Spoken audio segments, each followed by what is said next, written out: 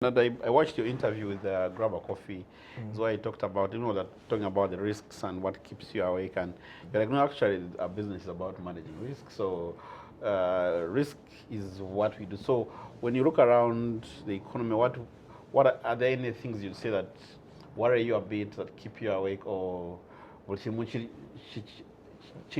like we like to say in Uganda?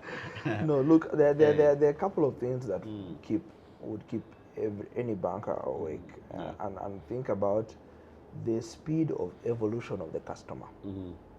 That is absolutely important, because we were talking earlier about AI and how it's transforming, how we probably have AI clones answering interviews, and data becoming a commodity and a resource. So for us as banks, and for me personally, one of the biggest risks that I see stemming out of the evolution of the customer and the moving away from cash to digital are cybersecurity related risks.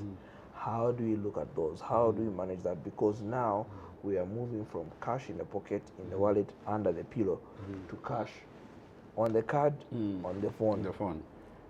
Other people even have on the ring, and in other places even there's bio using the eye, So the question is, how are we prepared for that? With that, it's going to increase the speed of transaction, of service provision, but also the risks associated. If somebody steals your phone, it's no longer just a small tool like a ability for making phone calls.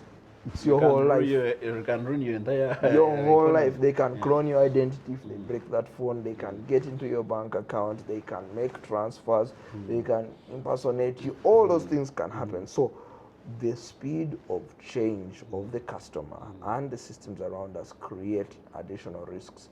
The increase in legislation around data privacy and protection means that if I go somewhere and I'm giving you my fingerprint, giving you my date of birth, my email address, I'm worried, how are you storing the data? How are you protecting it such that somebody doesn't use it? So that's one of the risks that definitely keeps us awake. And it's clear. One of the other risks also that's more general and we can't handle specifically is obviously the geopolitical tensions that are happening everywhere.